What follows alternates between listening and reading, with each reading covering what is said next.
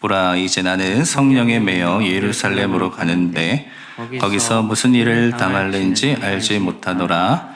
오직 성령이 각 성에서 내게 증언하여 결박과 환난이 나를 기다린다 하시나 내가 달려갈 길과 주 예수께 받은 사명 곧 하나님의 은혜의 복음을 증언하는 일을 마치려 하면은 나의 생명조차 조금도 귀한 것으로 여기지 아니하노라. 아멘. 여러분, 동질감이란 말이 있죠. 닮은 것에 대해 묘하게 실체하는 그런 감정들이 있습니다. 가끔 우리 둘째가 말을 안 들으면 아내는 한탄 섞인 목소리로 쟤는 누구 닮아 저렇게 하는지 모르겠다 이런 얘기를 하거든요. 그럼 괜시리 좀 미안해질 때가 있습니다. 누굴 닮았긴 날 닮아서 그렇다. 속으로 제가 생각하거든요. 근데 그런 것들이 싫지 않을 때가 있어요. 이해가 돼요. 제가 아내랑 연애할 때 가끔 그런 얘기를 들었어요. 두 분이 좀 많이 닮은 것 같네요. 근데 제가 생각했을 땐 별로 안 닮은 것 같은데 닮았다는 얘기를 해요. 지금 지나와서 생각을 해보면 이미지가 닮지 않았나, 이런 선한 이미지가 좀 닮지 않았나 그런 생각을 좀 해봐요.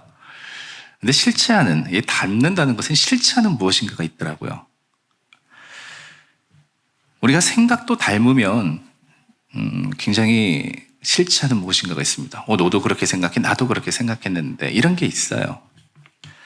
이상하게 낯선 곳에서 아는 사람 만나면 반갑습니다. 평소에 대면대면해도 이상하게 낯선 곳에서 만나면 반가워요. 처음 훈련소에 입소하니 잘 모르는 사이인데 같은 처지라고 느껴서 그런가 그렇게 의지되대요.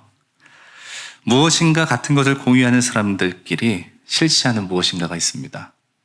근데 그것만 있는 게 아니라 같은 길을, 같은 방향을 향해서 나아가는 사람들끼리 느끼는 무엇인가도 있습니다. 한 20여 년도 지난 일인데요. 신학교를 처음 가기 위해서 이제 입학시험을 치러야 했는데요. 학교에서 보는 시험이요. 제가 이제 시골에 살다가 대도시에 가니까 잘 모르잖아요. 지금이야 뭐 스마트폰 보면서 찾아가면 되는데 그때는 뭐 어떻게 알겠습니까? 그냥 어디서 내려서 버스 몇 번 타고 어느 정거장에 내려서 가면 된다. 이거 종이에 적어가지고 그거 보면서 가는 거잖아요. 어찌어찌 찾아갔어요. 학교 앞에까지 찾아갔어요. 그런데 어디로 가야 되는지 도저히 모르겠더라고요. 근데 그때 제 옆을 지나가는 어떤 사람을 봤습니다. 근데 느낌적인 느낌으로 훅 들어오는 마음이 있어요. 쟤도 저기 가는 것 같다. 그러니까 따라가는 거예요. 근데 아마 그 친구도 잘 몰랐던 것 같아요. 저를 힐끔힐끔 쳐다보더라고요. 그러면서 힐끔 쳐다보더니 잘 가요. 저도 그 친구를 보면서 보이지 않는 눈짓을 하는 거죠. 우리는 같은 곳을 가고 있어. 잘 가야 돼. 의지되더라고요. 모르는 곳에서 그런 사람을 만나니까. 여러분, 우리도 살다 보면 같은 방향으로 가는 사람들 때문에 의지되고 힘이 날 때가 있습니다. 신앙도 그런 거 아닙니까? 우리는 전문가는 아니거든요. 다 전문적으로 시작하지 않아요. 그래서 좌충우돌할 때도 있고 때로는 넘어질 때도 있어요. 그런데 그 길을 가는 어떤 사람들 때문에 그들을 바라보면서 저렇게 가는 거구나. 그렇게 의지되는 사람들이 있다고요. 그들은 그들의 삶의 방향과 인생을 통해서 자신을 통해서 하나님 믿는 거 이런 거예요. 정말 믿음으로 살아가는 건 이런 거예요. 이런 것들을 보여주는 사람들이 있습니다. 그런 사람들은 거기 있어서 고맙고 그렇게 살아줘서 굉장히 고마워요. 저는 오늘 그런 의미에서 사도 바울의 모습을 보면서 저는 제 나름대로 그런 감사함을 느낍니다. 이렇게 살아줘서 고마워요. 거기 있어줘서 고마워요. 그리고 그 방향으로 가줘서 고마워요. 신앙도 때때로 낯선 길이고 가보지 않은 길이지만 이런 모습을 바라볼 때마다 믿음의 길은 이런 거구나 라는 것을 새삼 느낄 때가 있습니다. 오늘 특별히 성령의 매여라는 이 고백을 하고 있는데 저는 이 말씀이 그렇게 저한테 다가옵니다. 단순한 이야기 같지만 이 표현이 주는 묵직함이 있거든요. 어떻게 살아갔는지가 너무 보이는 거예요. 예전에 그 사진 한 장을 본 적이 있습니다. 발레리나의 발이라는 그 사진이었어요. 사실 발레리나가 굉장히 화려하잖아요. 그런데 그의 발을 보니까 한없이 망가져 있어요. 화려함 속에 보이지 않았던 그의 발을 보면서 그가 그렇게 살아갈 수 있었던 것은 이와 같은 인생의 여정을 걸어갔기 때문이구나 라는 것을 느낄 수 있었어요. 여러분, 우리도 마찬가지거든요. 각자의 삶이 화려하게 보이고 각자의 삶이 문제없어 보이지만 우리의 인생을 지탱해주는 무엇인가가 있는 거 아닙니까? 신앙의 삶이 때로는 아무리 버겁다 할지라도 그렇게 살아갈 수 있는 무엇인가가 있는 거 아닙니까? 오늘 이 나는 성령에 매였다라는 이 표현은 그런 의미에서 정말 많은 것들을 느끼게 합니다. 그가 어떻게 살았고 지금 어떻게 살고 있으며 앞으로 어떻게 살아갈 거다라는 것을 아주 함축적으로 잘 표현해주고 있는 단어다라고 이렇게 볼 수 있습니다. 그래서 굉장히 화려하지는 않는데 이것만이 주는 진한 감동이 있습니다. 간결하게 나의 신앙의 모습을 잘 표현해주고 있잖아요. 여러분, 우리는 이런 삶에 대해서 좀 궁금증을 가져야 됩니다. 저들이 살아가는 신앙은 어떨까? 저들이 살아가는 세상은 어떨까? 저들이 바라보는 세계는 어떨까? 오늘 우리는 그것에 대해서 좀 궁금해질 필요가 있어요. 오늘 그렇다면 나는 성령에 매였다라고 고백하는 이 한 사람은 어떤 믿음의 삶을 살았을까요? 오늘 22절 말씀을 보십시오. 보라, 나는 성령에 매여 예루살렘으로 가는데 거기서 무슨 일을 당할는지 알지 못하노라. 결연하잖아요. 결연해요. 나는 그곳에서 무슨 일을 당할지 몰라. 그런데 나는 가. 군더더기도 없어요. 결연해요. 그런데 엄밀히 말하면 모르지는 않아요. 무슨 일을 당할지 모르진 않아요. 23절 말씀 보시면 오직 성령이 각성해서 내게 증언하여 결박과 환난이 나를 기다린다 하시나. 그가 모르는 거는 내가 어떠한 결박, 어떠한 환난을 당하는지 구체적인 것은 모르는 거예요. 그러나 그는 분명히 들었습니다. 성령께서 그가 지나왔던 그 길목마다 반복해서 끊임없이 말씀하셨어요. 너는 예루살렘으로 가서 결박당해야 돼. 너는 예루살렘에 가서 환난을 당해야 돼. 끊임없이 이야기했던 거예요. 그러니까 거기 가면 나는 고생하는 거예요. 거기 가면 내 목숨을 내어놓아야 하는 거예요. 그런데 중요한 것은 그럼에도 그는 예루살렘을 향해서 가려고 하는 거예요. 왜 그랬을까요? 왜 그는 그 어려움의 길이요, 환난의 길이요, 고난의 길을 가려고 하고 있나요? 그는 자진해서 고난받으러 간 게 아닙니다. 성령께서 그를 거기로 이끄신 거예요. 나 고난받으러 가야지, 나 고난 즐거워서 거기 가지, 이게 아니라는 거예요. 성령께서 그를 가라고 하니까 그는 가게 된 거예요. 이게 성령에 매였다라는 말입니다. 사실 사람은 자기 뜻대로 인생을 산다라고 생각하죠. 그런데 여러분 잘 생각해 보면 정말 내 뜻대로 살던가요? 어디에 매여서 사는 거 아닙니까? 돈에 매인 사람은 돈을 위해 사는 것이죠. 명예에 매인 사람은 명예를 위해 사는 것이죠. 우리는 다 매인 것에 따라 살아가는 겁니다.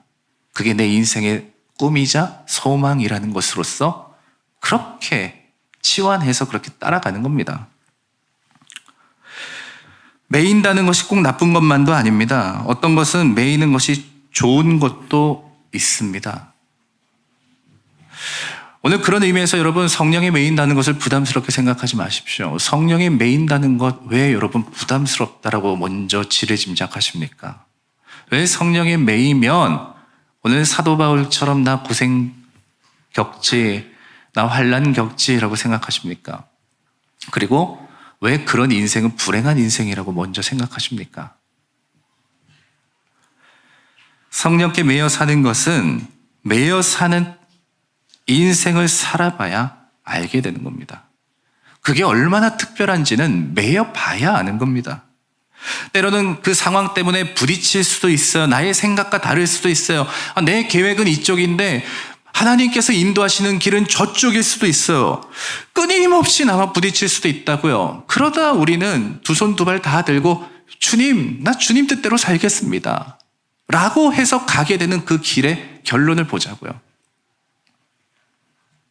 여러분, 그 길을 따라가 봐야 경험하게 되는 것들이 있다니까요. 그제서야 알게 되는 것들이 있다니까요. 그까지 환난, 난 아무것도 아니야. 하나님 믿는 사람 그게 뭔 상관이야. 바울이 그런 마음으로 갔던 게 아닙니다. 환난 좋은 사람이 누가 있어요? 하나님께서 그의 고삐를 잡으셨을 때 바울은 그것을 거부하지 않았던 겁니다. 그러니까 간 거예요. 이게 성령의 매인자의 모습인 겁니다. 저는 이런 신앙인들이 많이 늘어나야 된다고 생각해요. 더할 나위 없이 좋은 시대입니다. 왜? 하나님을 믿기 쉽지 않은 시대니까요. 내가 무엇에 매였는지가 너무나도 뚜렷하게 드러나고 있는 시대니까요. 성령의 매이기를 기뻐하고 성령의 다스림을 따라 사는 것이 얼마나 복된 일인지를 몸소 경험하는 신앙인, 그 감격에 나를 드릴 수 있는 신앙인, 이런 믿음은 다름을 만들어냅니다. 그리고 이 다름을 만들어내는 신앙은 결정적인 순간의 차이를 만들어냅니다. 그리스도인들의 능력은 어디서부터 나옵니까? 성령으로부터 비롯되는 겁니다. 성령께서 내 안에 일하실 때 능력이 나타나는 거예요. 내가 그냥 한다고 되는 게 아니라 성령께서 나를 주님의 것 삼아서 일하실 때 능력이 일어나는 겁니다. 그리고 그 능력의 나타남은 결정적인 순간마다 반드시 하나님께 매여 그분께 매인 자로서의 차이성을 드러나게 만들 수밖에 없어요. 여러분, 물을 떠다 놓고 똑같은 물이라도 거기에 소금을 넣으면 소금물이 되는 거고 설탕을 넣으면 설탕물이 되는 겁니다. 다 똑같아요. 그러나 결정적으로 그 안에 무엇이 들어가 있느냐가 이것의 성질을 결정하는 거 아닙니까?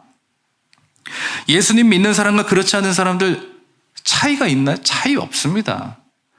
우리도 삼시세끼 먹어야 살고요. 우리도 일해야 살고요. 우리도 때로는 즐기면서 누릴 건 누려야 사는 게 우리의 모습 아닙니까? 다 똑같다고요.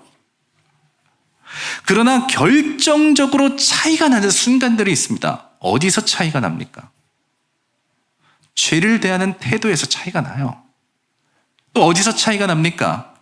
삶의 궁극적인 방향성에서 차이가 나요. 이런 차이를 뭐라고 말할까요? 이것을 바로 구별됨이라고 말하는 겁니다. 우리는 구별된 사람들이잖아요. 이렇게 살아가는 사람들은 거룩한 자라고 말하는 겁니다. 결정적으로 차이가 있는 거예요. 똑같은 모양의 두 잔이 있다고 생각해 볼까요? 하나는 유흥주점에서 술을 따르는 데 쓰여요. 하나는 예배 가운데 성찬식을 하는 데 쓰여요. 똑같은 모양, 똑같은 잔입니다.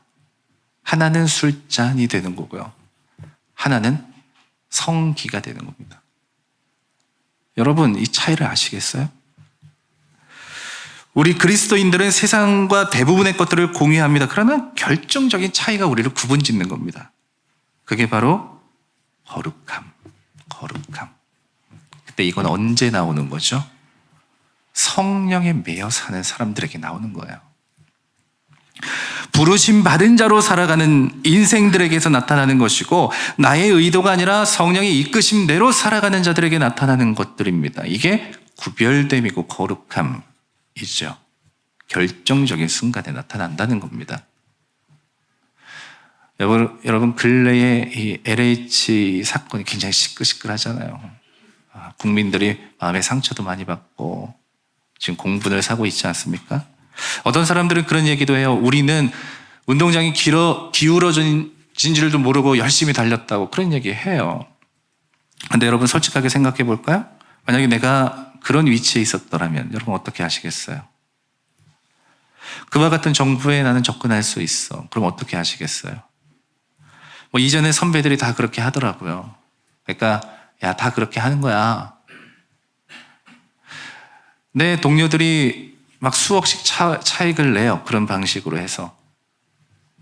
여러분, 그건 눈으로 보고 있으면 여러분 어떻게 하실 겁니까?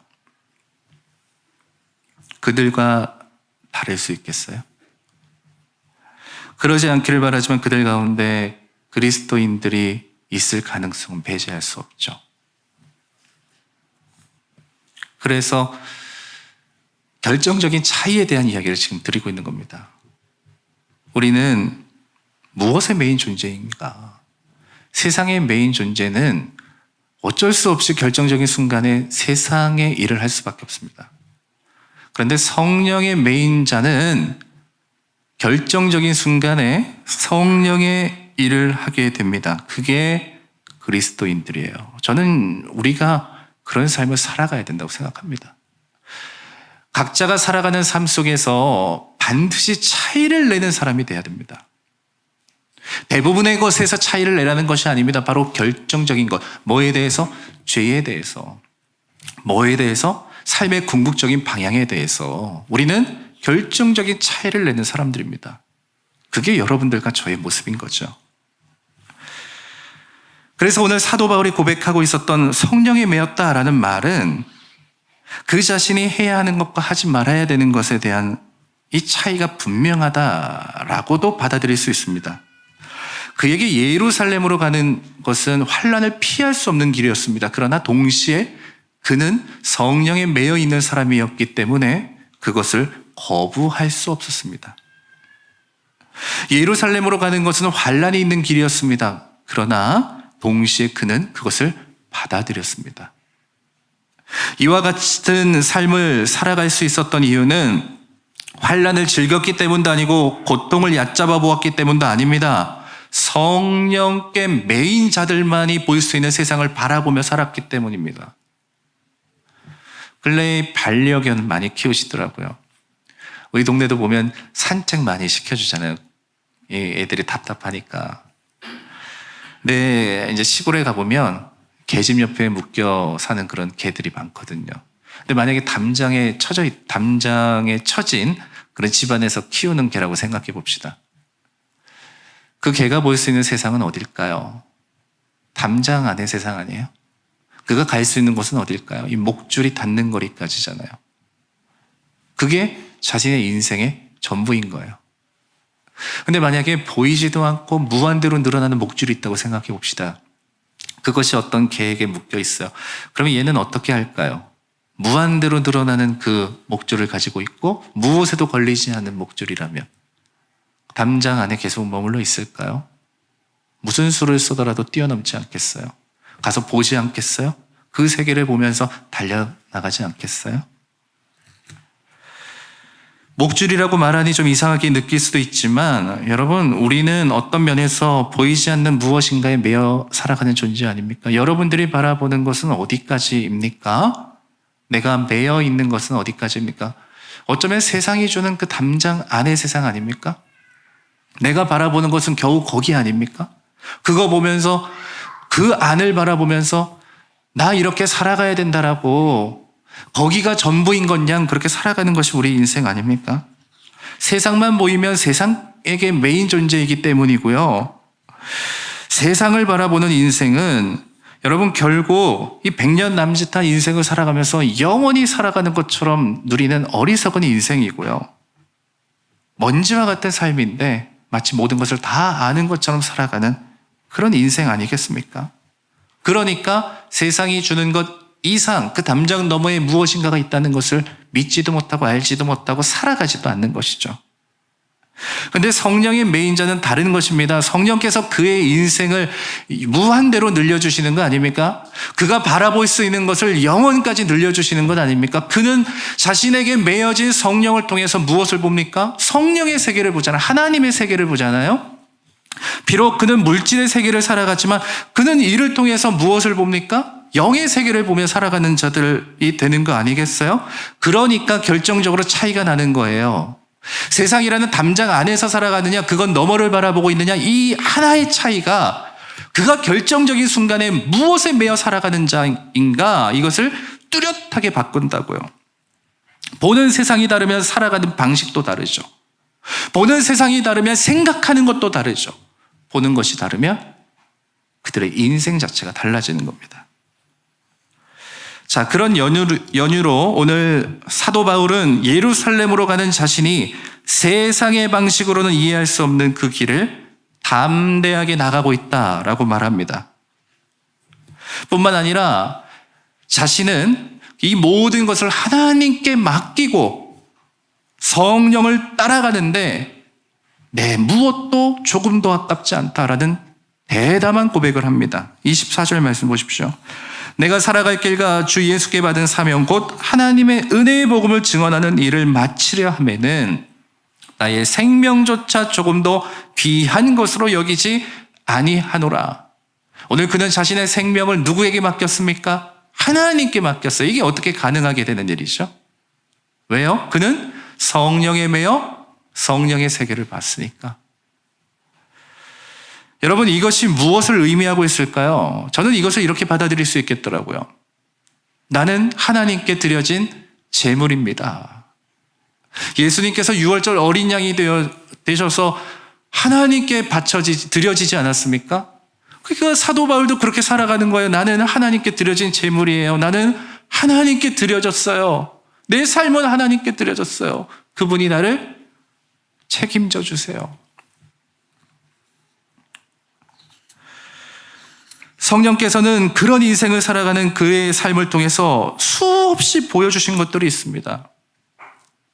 그가 약해질 때마다 성령님은 그에게 힘이 되어주셨고, 그가 외로워할 때마다 함께 계신 예수 그리스도를 경험하게 되었고, 그가 넘어질 때마다 일으켜 주시는 성령님의 은혜를 경험했던 것 아닙니까? 그리고 그 길을 쫓아 마침내 그는 내가 달려갈 길을 다 마치는 그 영예의 순간을 바라보고 있는 거예요. 그러니 내가 가진 것 아깝지 않아. 내 생명도 아깝지 않아. 이런 얘기를 하고 있는 거예요. 만일 여러분들이 성령에 매여 사는 것이 실패라면 저는 도시락 싸 다니면서 여러분들 말릴 겁니다. 여러분 그렇게 살지 마세요. 뭐하러 그렇게 살아요? 여러분 그렇게 바보같이 살지 마세요. 뭐하러 그렇게 어리석게 살아요? 그러나 성령에 매여 사는 것은 무한대로 늘어나는 줄을 차고 영혼을 향해 달려나가는 것임을 저는 압니다. 그러니 이렇게 말할 수밖에 없어요. 그렇게 살아야 돼요. 성령에 매여 살아야 돼요. 성령에 매여 사는 것은 참 즐거운 거예요. 그것을 경험했으면 좋겠어요. 이렇게 말할 수밖에 없어요. 저는 이렇게 살아가는 사람들이 참 반갑습니다. 저도 그런 사람이 되고 싶어요. 저는 우리 모두가 이런 반가운 사람이 되었으면 좋겠다는 생각을 해요. 나 혼자 있으며 사는 줄 알았는데 뭐야, 저 사람도 저렇게 사네. 나만 그 길을 가는 줄 알았는데 저 사람도 저렇게 사네. 오늘날 성령께 매여 살아가는 한 사람 한 사람이 주님께는 너무나 필요해요.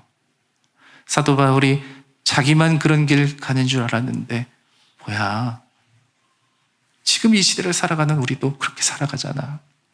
다 주님 안에 그렇게 살아가구나. 이런 동질감, 함께 가는 그 마음. 세상 사람들과 별반 없어 보였는데 결정적인 순간에 차이를 내는 그 믿음.